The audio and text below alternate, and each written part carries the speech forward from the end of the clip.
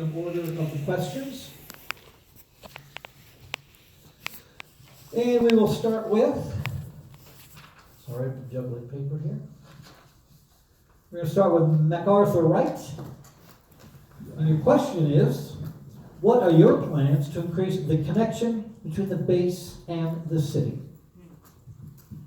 Well, the connection with the base and the city is pretty strong right now. We have a very good working relationship with them, and as it was alluded to earlier, we're working on a joint project, wastewater treatment project with them, those types of things like that. I work on the base, so one of my bosses is the big boss that hangs out with the general and that kind of stuff like that. So keeping those relationships strong and good is one of the ways that we do that. We support them and they support us. One of the things that we're doing now is we've been alternating the 4th of July celebration, with the base. This year they did it on the base. Next year we'll have it out in town again, that kind of stuff. So just different things like that, and talking to them about opening up the base a little bit more, which they've been doing, for the citizens of Twentynine Palm. So continuing with the relationship we have now. Thank you, MacArthur. Daniel Mintz, what are your plans to increase the connection between the base and the city? Well, currently, we do have a lot of contact with them. Once a month, we meet with the city manager. These two of us council members meet with them. They have different members from the base come out. Jim Ricker is one of them, and some of his staff. And then we discuss items that are current with the base and the city.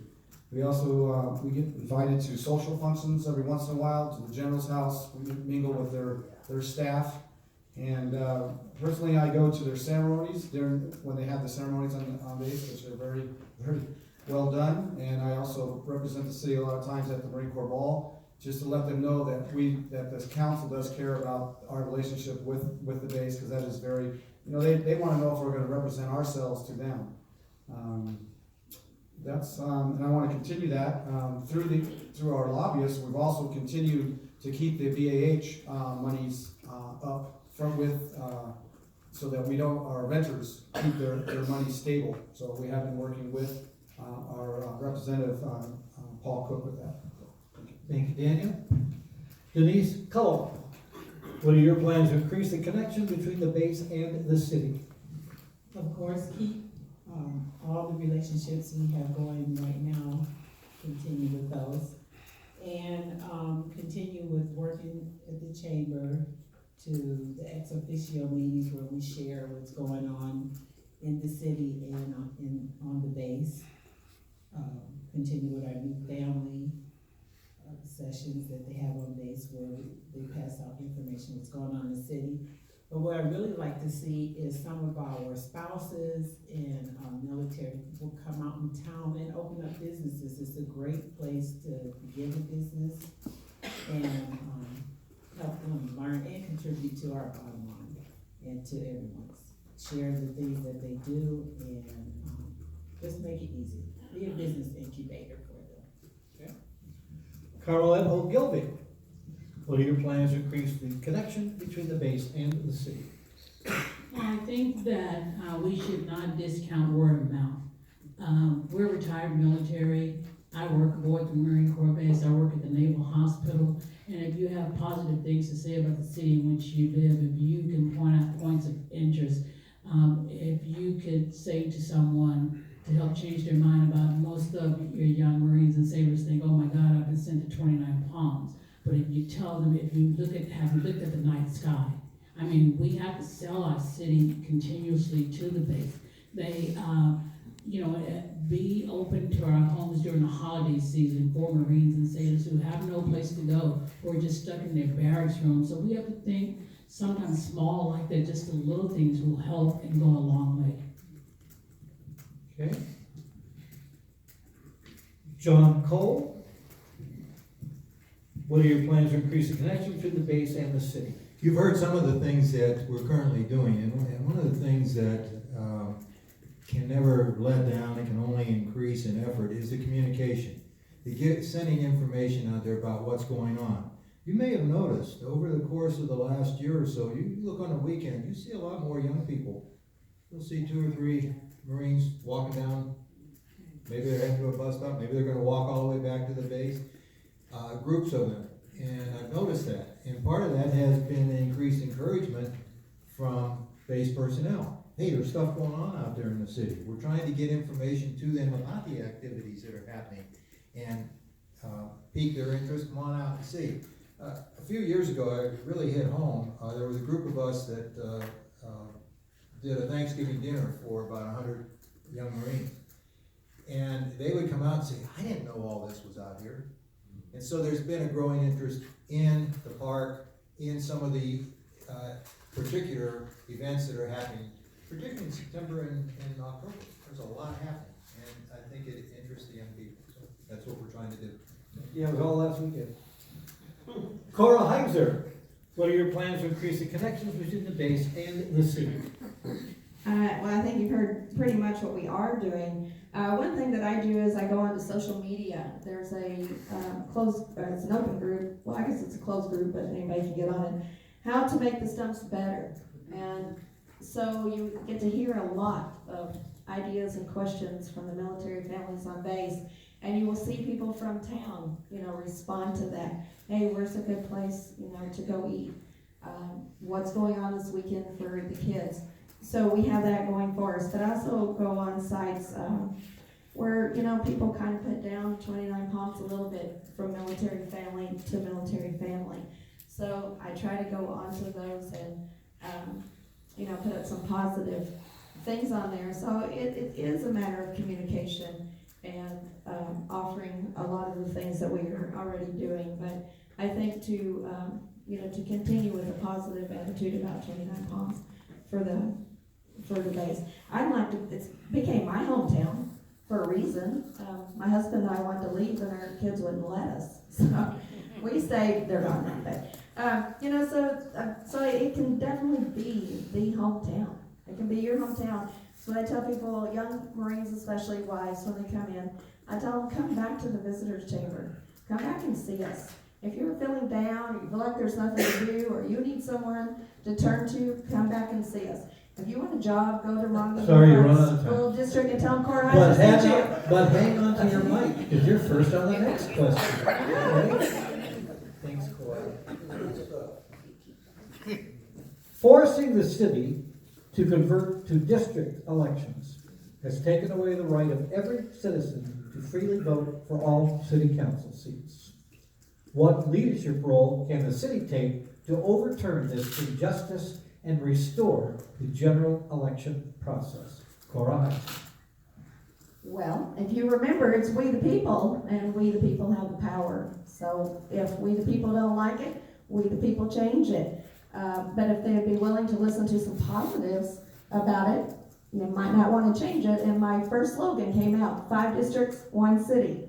So I think it was very important to put across that we're not divided. So here's your 5 districts. District 5 will have a personal relationship with me, but my decisions will affect the entire city. But I do have a group of people that know they do have one person who that they can go to and will take up causes on their behalf. But if we the people don't like it, we the people can change it. Thank you. John Cole, forcing the city to convert to district elections has taken away the right of every citizen to freely vote for all city council seats. What leadership role can the city take to overturn this injustice and restore the general election process? I don't think I've heard before or since then the terrific summary that Jim Bagley gave at a council meeting one evening about what's wrong about doing that beyond our control. And right now it is beyond our immediate control. We've approached legislators and said, this is where it's got to be changed, because that's what caused the problem, a piece of legislation. And they're not willing at Sacramento level to touch this thing right now. So we have to keep encouraging them, and I think that's where we as an entity, we as citizens, to our state legislators, we got to change it. It's not right, we don't need it here, we don't need it in other communities like ours. Maybe in some places it works fine, but they ought to have the option, we ought to have the option. Thank you, John Cole. MacArthur Wright, forcing the city to convert to district elections has taken away the right of every citizen to freely vote for all city council seats. What leadership role can the city take to overturn this injustice and restore the general election process? Well, I think, like John was saying, one of the things that we're working with is, our lobbyists and working with, them up there in Sacramento to first of all get that law changed, is that's the first step in this process.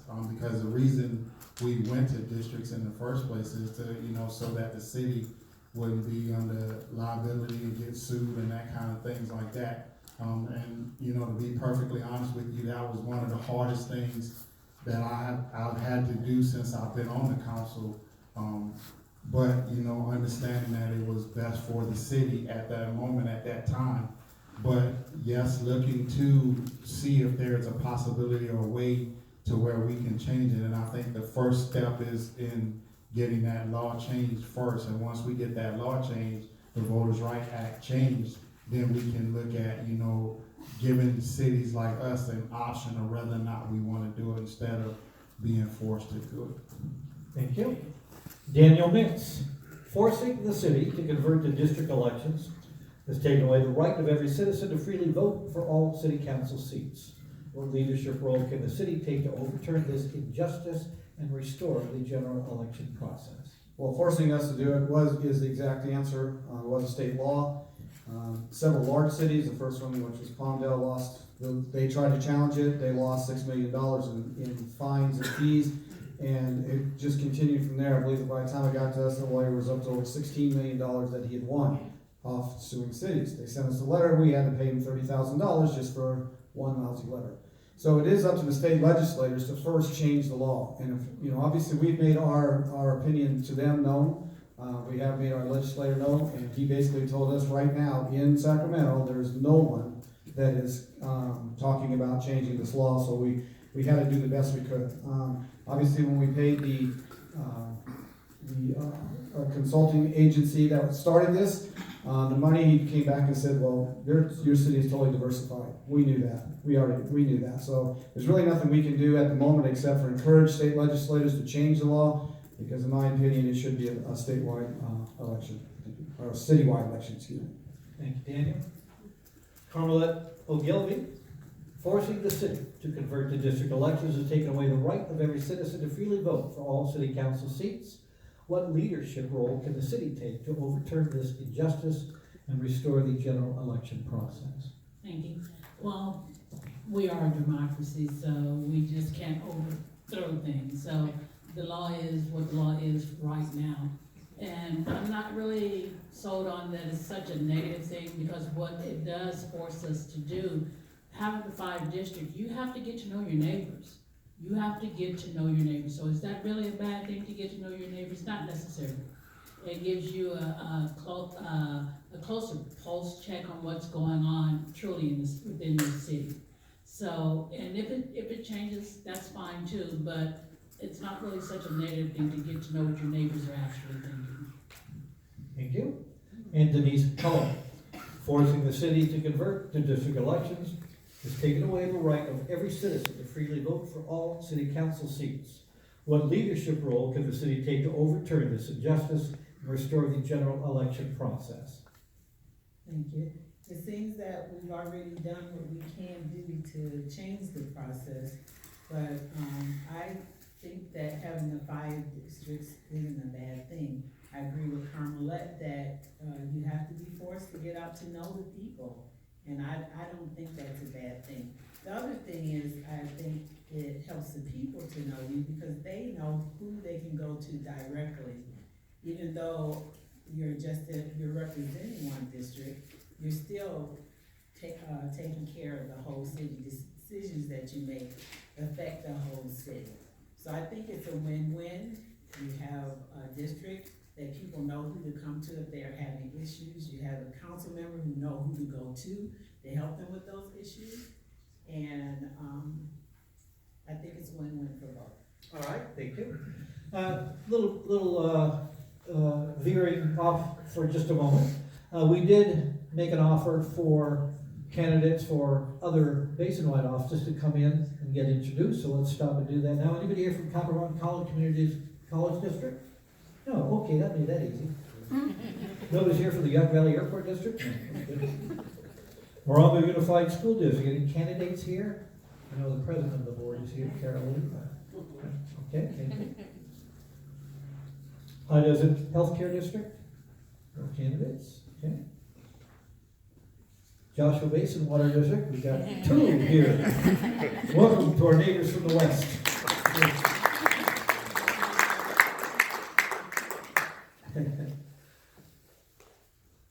Yucca Valley Town Council, any candidates here? No. One of the oh yeah, we got those. So we're good. Okay, we gave you a chance. Thank you, folks from Joshua too, we appreciate it. Back in the saddle again. John Cole will start with you. Whoever gave this question, I changed one word to make it inclusive to all of the candidates. It was actually written to incumbents, but I changed it around just a little bit. You'll recognize that. As a city, John, what can we do to help the homeless? Not an easy question by any means. We very recently, in fact at the last council meeting, had a briefing on the homeless situation here in the immediate area. It was interesting to find out that a number of those folks are content in their state right now. They don't want to be off the streets. There are others who do and have worked with. The sheriff department has a protocol procedure that they're using, and our code enforcement officer is working with them and trying to convince these people, trying to help them. There are some, there's one organization, and the city has supported that organization. They have 2 houses, a house for males and a house for females. And so I think we have to look, there's not going to be an easy solution to it, because you have not only the expense and all of that, you have the efforts of a lot of people already in place, but some of these folks don't. Thank you, John. MacArthur Wright, as a city, what can we do to help the homeless? Well, the homeless situation is not just a city situation, but in all actuality, a state situation. It's kind of, severe all over California.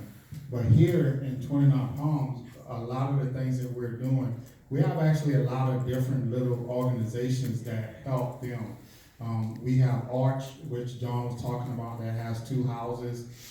We have Breaking Bread Ministry, feeds them. We have another ministry that gives them, little items and things like that they may need, those types of things. And the biggest thing that we have right now is the Morongo Basin Haven, who is looking at, taking one of the old fire departments and turning it into a day shelter, so that they can go there and get a meal, those types of things, hopefully a shower, like things like that. And again, like I stated earlier, they're going to be also working with Streetlight Project, who's, they do tiny homes, and they're looking into building a village. And then we also have Yucca Valley Reach Out, which I don't really like their name, but they're, doing a community garden, so that's going to help as well. Thank you, MacArthur. Denise Cullo, as a city, what can we do to help the homeless? Well, it is true that we have different organizations in 29 Palms that help the homeless. But I do like the idea of doing the tiny homes, because we can help them eat, we can help showers, but they need to have some place to sleep at night.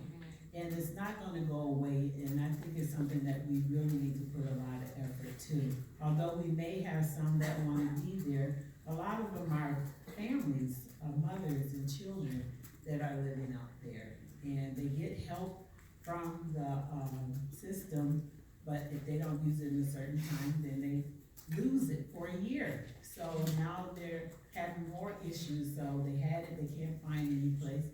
It's my understanding, we used to have a lot of homes that they could go to rent for low income, but now that we have the,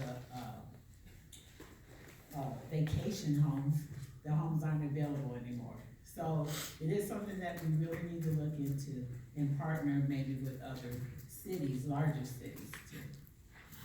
Thank you, Denise. Carmelette Ogilvy, as a city, what can we do to help the homeless? As a nurse, I kind of view it a little bit different. There are some that do actually choose to be homeless, to live out in the elements. But then there's also a certain portion of them that suffer from mental illness. And so those that suffer from mental illness, we need to maybe go a step forward and trying, we need to do more for them. Because not only are you talking about a situational situation, homelessness, but you're also talking about an illness, mental illness. And so that needs to be addressed, and so that is addressed in a totally different manner. Because it could be as far as a military veteran that is suffering from some type of post-traumatic stress disorder. And so to give them the proper help that they need in order so that they can be engaged back within the society. Thank you. Cora Heiser, as a city, what can we do to help the homeless? Well, first I think we have to recognize that we have a problem and not continue to say that it's 10 or that it's 20. And then I think we need to provide shelter at night. There should be some sort of a triage because there are a variety of reasons why people are homeless. You can be short-time homeless. So I think, you need to know why. So it's a triage. It's not an easy answer. If it was, it'd be solved already.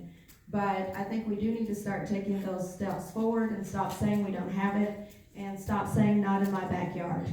So I would like to see the city take a big step forward in helping our homeless, as we have them and we need to help them. Thank you, Cora. Daniel Mintz, as a city, what can we do to help the homeless?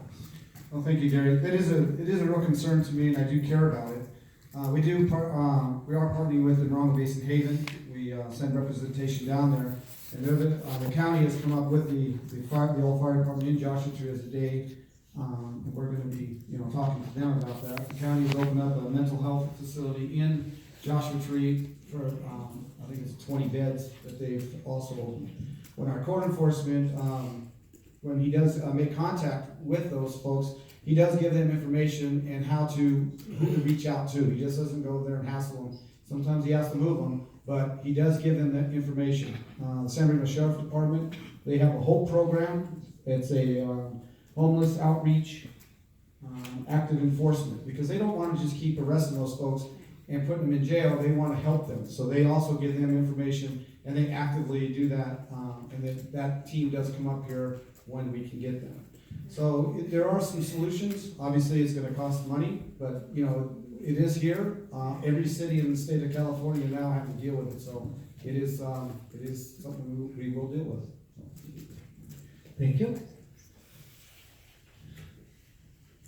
Round next. MacArthur Wright.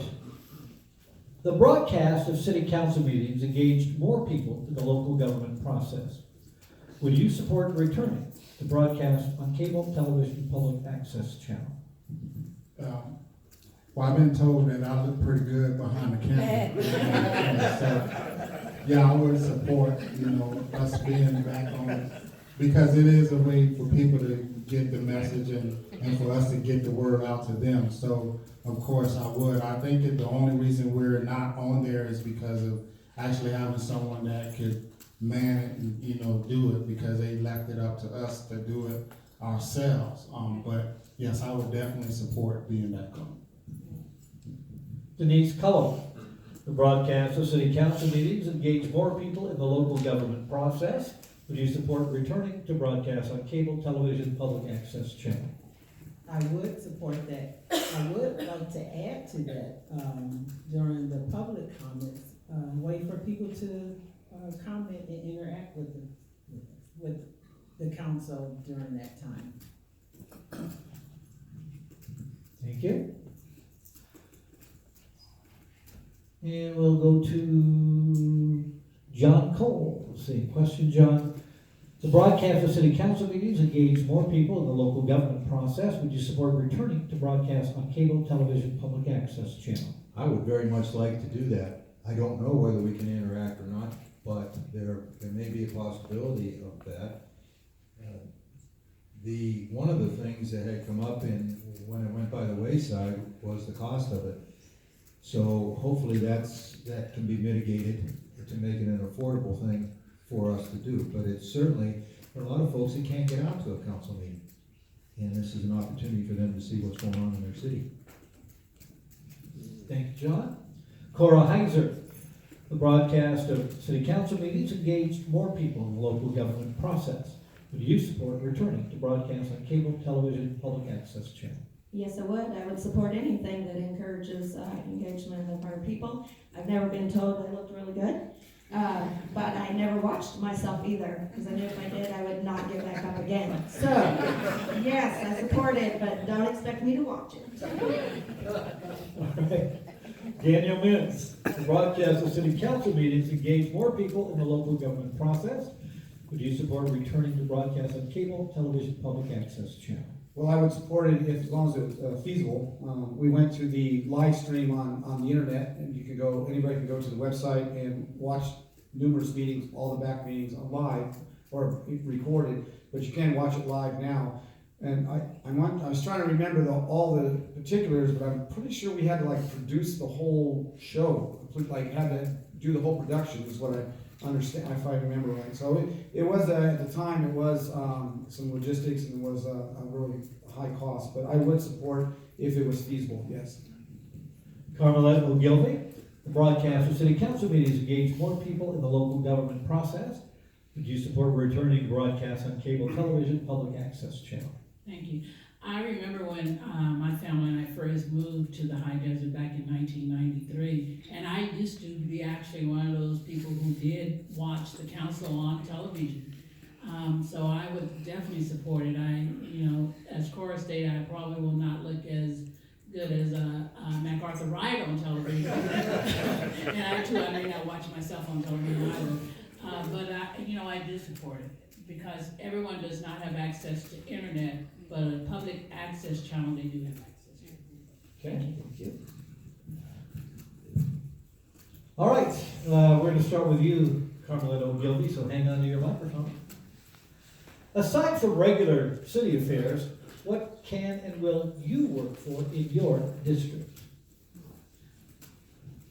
Well, what I would look for in my district is to stay more engaged with the people within my district, because I'm adamant about having a pulse on what's going on in my community, because what concerns those in my district, in the city overall, but in my district concerns me as well. And so if I'm to be their direct representative, I need to know what troubles them, what makes them happy, what they think as far as growth for the city and the vision that they have for the city and for their community. I'm really big on grassroots efforts.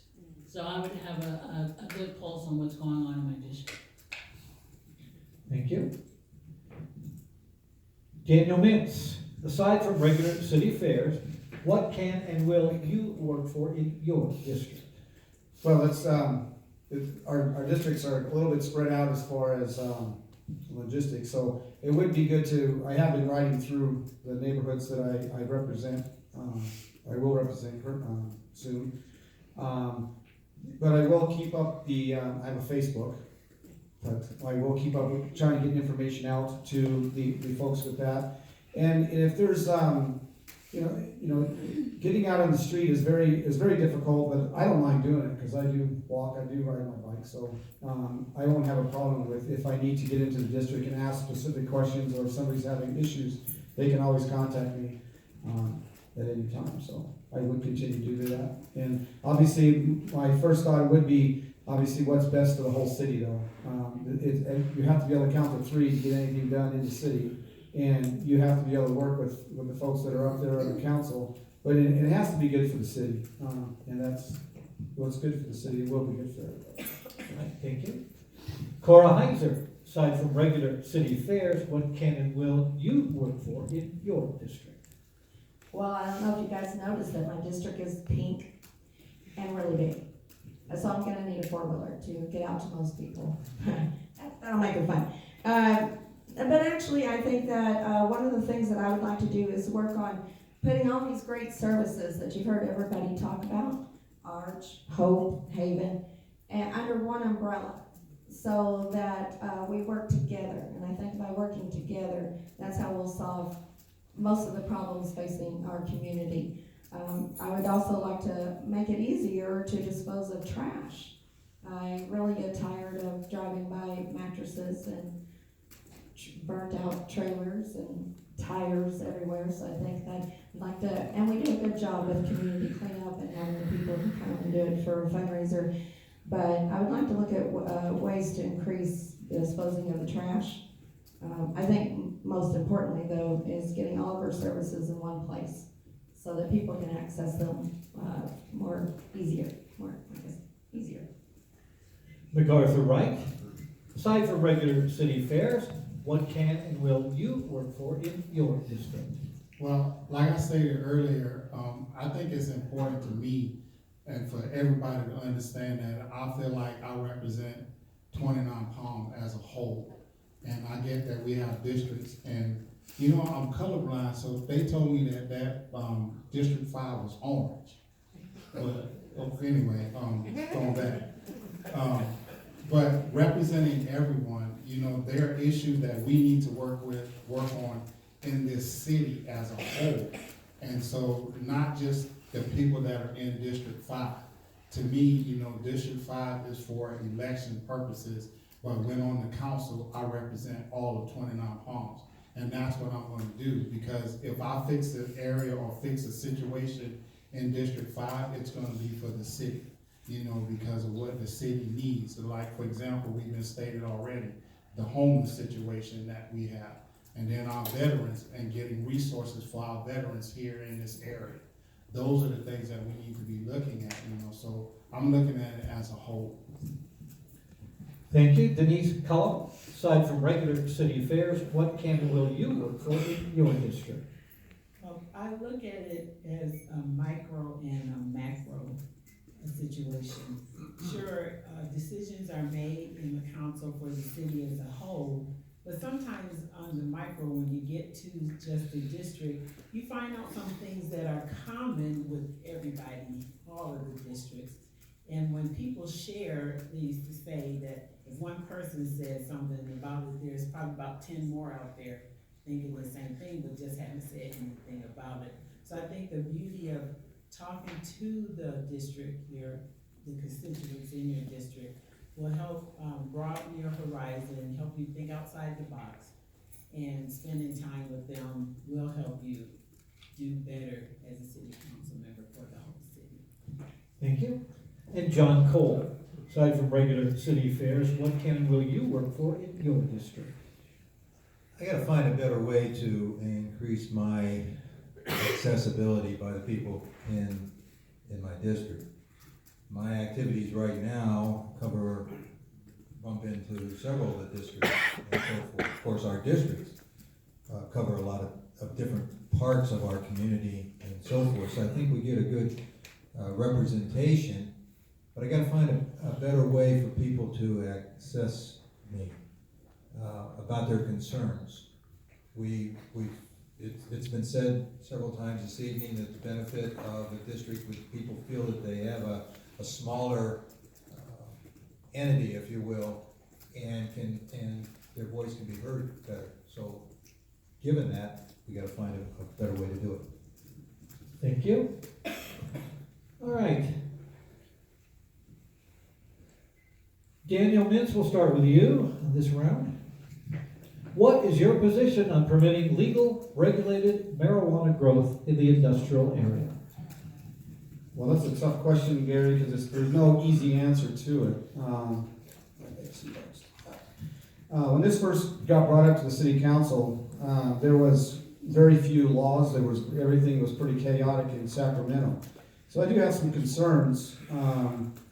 There's cultivation, you have personal use. Every person can grow 6 plants at their house. The city, we have not taxed that, we have not made ordinances. Other cities have made people register. If you grow 6 plants, they wanna know who's doing it. We have not done that.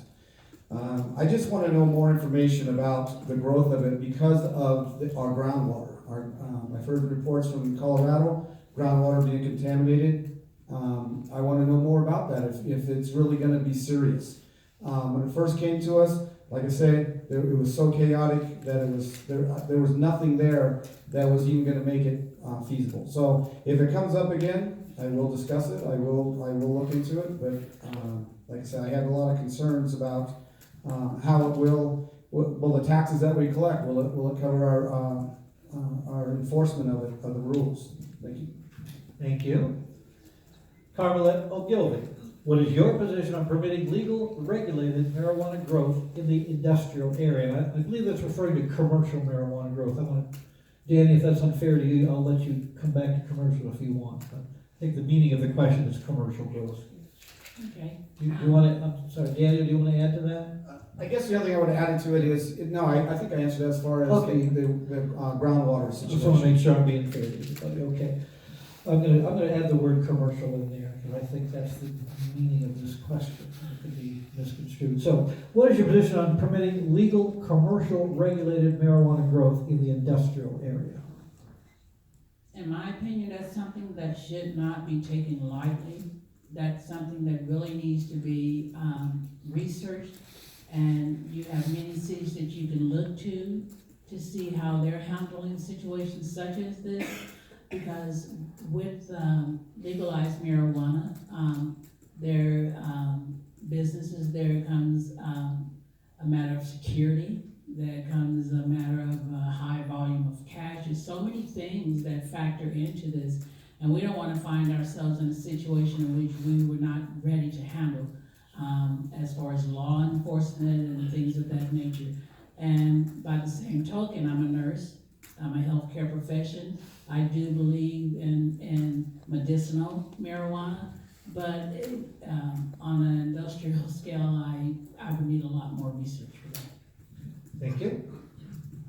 Denise Cullum, what is your position on permitting legal, commercial, regulated marijuana growth in the industrial area? I too don't know much about commercialized growing of marijuana. I would have to have research on that too, in order to move forward on it, because the city would be a concern, especially as Dan says, about the groundwater being contaminated. That would be a big issue. Okay, thank you. John Cole, what is your position on permitting legal, commercial, regulated marijuana growth in the industrial area? I think it's pretty obvious that it's the new gold rush in California, or thought to be. I've been trying to pursue it in terms of studying it, visited a commercial enterprise, and I gotta tell you, for a business model, it's pretty darn good. Went to one of the growers down in Desert Hot Springs, and it's quite a business model. However, there are other questions that come into play. A lot of the regulations and a lot of that kind of stuff has been done. So as far as the commercial